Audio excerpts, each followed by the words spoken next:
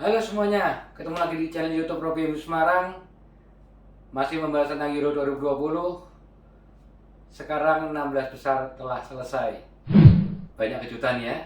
Belanda, Prancis tidak lolos. Sedikit membahas tentang 16 besar kemarin. Dari 8 prediksi, berarti saya benar 4 dan salah 4. Betul, salah di Belanda, Prancis, Inggris, Jerman. Saya menjaga Jerman, ternyata Inggris yang lolos, dan juga Swedia, Ukraina. Baik, sekarang kita menatap perempat final. Masih ada tim-tim besar, ada Spanyol, Italia, Inggris, Belgia, dan tentunya juga ada tim-tim kejutan seperti Ceko, Denmark, Swiss. Baik, sama seperti kemarin, saya akan mencoba mengulas dan memprediksi setiap pertandingan dari perempat final, semifinal sampai final. Baik, di perempat final pertama, berarti besok Jumat 2 Juli pukul 23.00. Pertandingan pertama ada Swiss melawan Spanyol. Swiss, Spanyol. Jelas Spanyol harus belajar banyak dari pertandingan Prancis kemarin, bahwa ternyata Swiss tidak bisa disepelekan. Kemarin menurut pengamatan saya, Prancis agak sedikit menyepelekan Swiss yang seharusnya sampai menit 75 sudah unggul 3-1, akan tetapi sampai menit 90 bisa dikejar dan akhirnya kalah adu penalti. Harusnya Spanyol belajar dari situ, bahwa Swiss tidak bisa diremehkan. Jadi bagaimana juga tetap Spanyol dengan Alvaro Moratanya, kemudian dari Sergio Busquets dan segala macamnya, tetap menurut saya masih layak dan pantas untuk maju ke semifinal.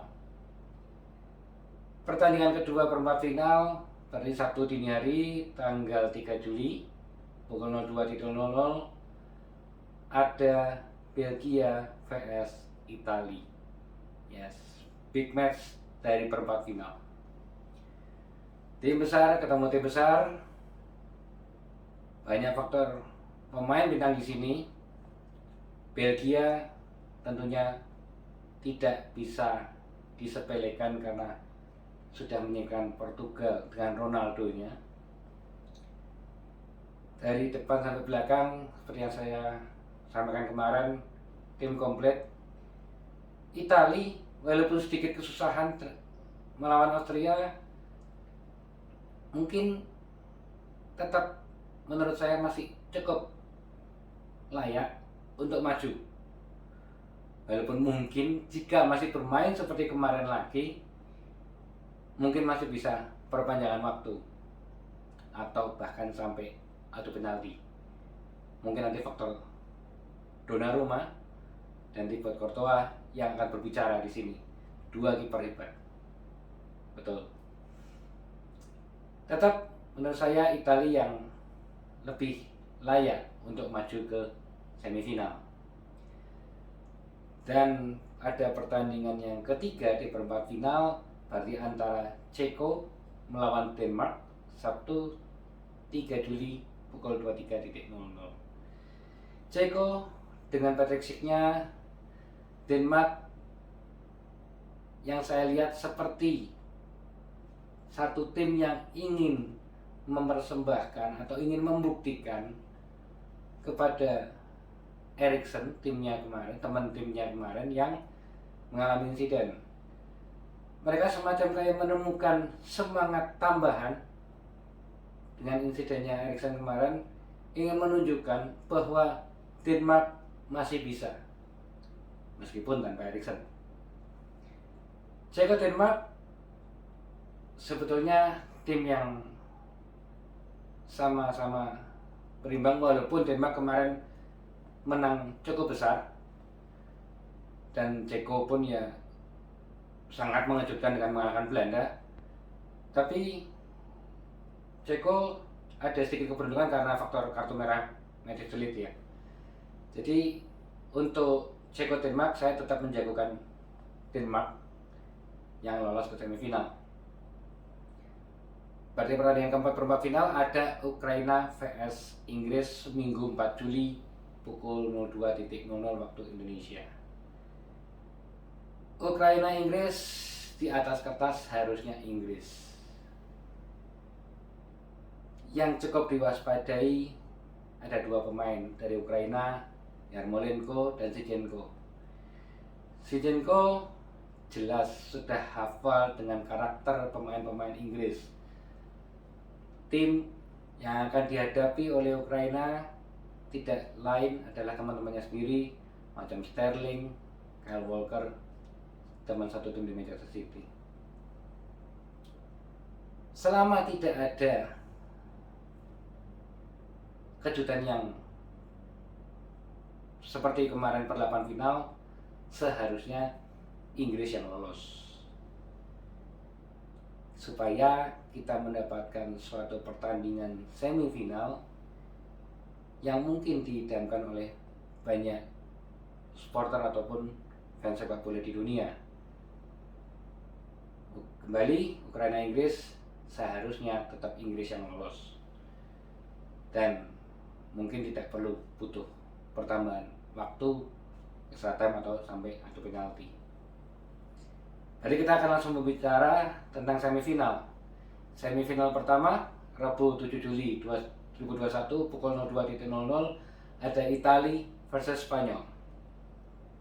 Baik, Spanyol dengan tim mudanya jelas mungkin yang kalau kemarin tadi saya seharusnya sudah cukup melawan Prancis, yang ternyata ini beda, ternyata dia bisa maju lagi. Menurut saya, walaupun sudah menyingkirkan Swiss yang juga kembali mengalahkan yang sudah mengalahkan Prancis, Spanyol dengan tim-tim mudanya, pemain-pemain mudanya secara senioritas mungkin tetap kalah senior dengan Italia. Mereka harus belajar banyak lagi untuk bisa menaklukkan Italia. Menurut saya kok masih cukup susah. Jadi untuk partai semifinal yang pertama Italia Spanyol, saya menjagokan Italia untuk lolos ke final. Dan semifinal yang kedua pada Kamis 8 Juli 2021 pukul 02.00 ada Inggris lawan Denmark. Dan kembali lagi semifinal dimainkan di London Wembley, Stadion Wembley. Kalau tidak ada perubahan yang berarti atau kejutan yang berarti, seharusnya tetap Inggris yang lolos ya. Seharusnya bisa 90 menit, ya mungkin tidak harus bantai juga, tapi menurut saya Inggris tetap masih bisa lolos.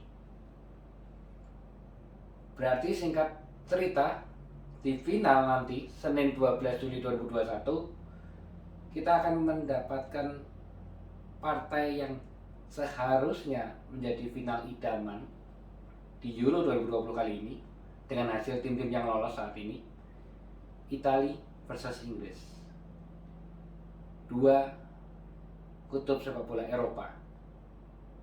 Inggris dengan Liga Premiernya, Italia dengan Serie A-nya. Sangat menarik.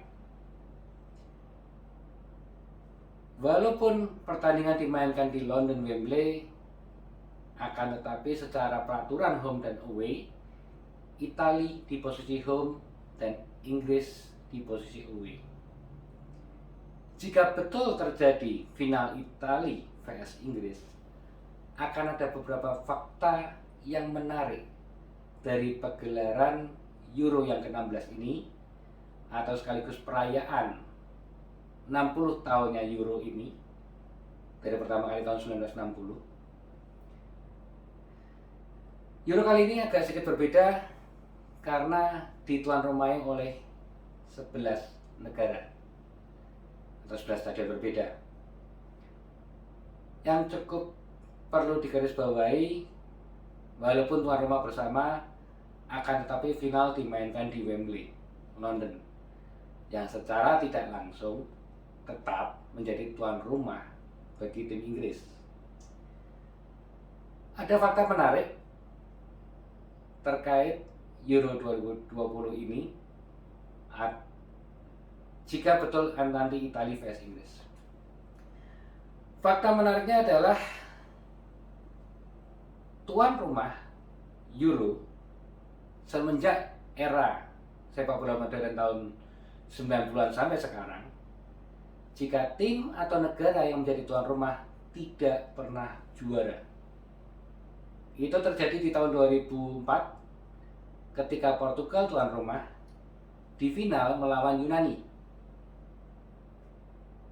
Yunani sebagai tim home, dan Portugal sebagai tim away. Ya betul, 1-0 menang Yunani, Angelos Caristeas.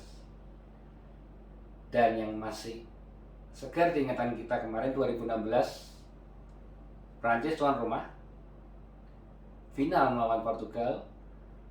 Waktu itu berarti Portugal sebagai tuan rumah, sebagai tim home, dan Prancis sebagai tim away atau tim tamu. Dan teman-teman pasti tahu 1-0 menang Portugal melalui extra time. Dan ini terjadi di 2020, Euro 2020. Jika betul Italia vs Inggris, kembali lagi berarti 3 kejadian yang sama, London, Wembley, walaupun sekali lagi tetap tuan rumah bersama, tapi tetap ini partai final dimainkan di Wembley, di London, di Inggris, yang berarti bisa dikatakan Inggris sebagai tuan rumah. Tapi secara aturan home away, Italia sebagai home, Inggris sebagai away. Jika meruntut dari kejadian yang sudah-sudah, berarti harusnya Italia yang juara. Akan tetapi ada fakta menarik lainnya. Setiap Italia masuk ke final, kembali lagi setelah era sepak bola modern ya, 90-an, 96 sampai ke sekarang. Karena Italia pernah juara tahun 1960-an sekian, 1968 atau 1964, waktu itu lawan Yugoslavia. Dan sedikit bicara tim tersukses di Euro 2002, Euro ini ada Jerman dan Spanyol yang sama-sama 3 kali juara, dan Inggris belum pernah. Kembali tadi bicara Italia jika masuk ke final semenjak era sepak bola modern, selalu Italia kalah di final. Di 2000 kalah dengan Prancis, kemudian di 2012 kalah dengan Spanyol. Kalau menurut sejarah, jika setiap Italia masuk final selalu kalah, berarti yang juara Inggris. Membingungkan antara Inggris ataupun Italia, Premier League atau Serie A. Kalau saya mencoba memprediksi, tetap seharusnya Italia yang juara. Karena faktor tim, faktor tuan rumah, Bonucci, Marco Verratti, dan banyak lagi, dan Inggris yang masih banyak pemain mudanya, mungkin sudah suatu pencapaian yang bagus jika sudah bisa sampai final. Ini seperti yang saya sampaikan di konten sebelumnya, sekali lagi hanya prediksi, hanya buat iseng-isengan, hanya buat seru-seruan. Prediksi saya bisa sama dengan teman-teman semua, juga bisa beda. Menurut teman-teman bagaimana? Bisa komen di bawah, atau sampaikan prediksinya, atau feelingnya siapa yang juara. Tapi konten atau video ini bukan untuk dijadikan bahan ataupun buat taruhan, karena kita bagaimanapun juga taruhan tidak baik ya. Ini hanya kita sebagai fans bola aja buat seru-seruan untuk prediksi. Kalau benar ya syukur, salah juga tidak apa-apa. Baik, mungkin terima kasih banyak atas semua dukungan dan supportnya. Cukup kaget dengan yang ternyata tanggapannya luar biasa. Mungkin ini jadi suatu awalan untuk mencoba, jika selalu dapat support dari teman-teman, untuk menjadi awalan untuk mungkin akan ada prediksi-prediksi yang lainnya. Baik, terima kasih dari saya. Seperti biasa, jika suka video ini jangan lupa subscribe-nya, like-nya, nyalain loncengnya kalau ketika kita atau saya posting, biar teman-teman dapat notifikasinya, biar tidak ketinggalan. Apalagi kalau konten-konten yang bersifat up to date seperti pergelaran Euro ini. Jangan sampai nanti nonton prediksinya setelah acara selesai. Terima kasih. Dan jika ada salah-salah kata, mohon maaf. Salam Rofi MU.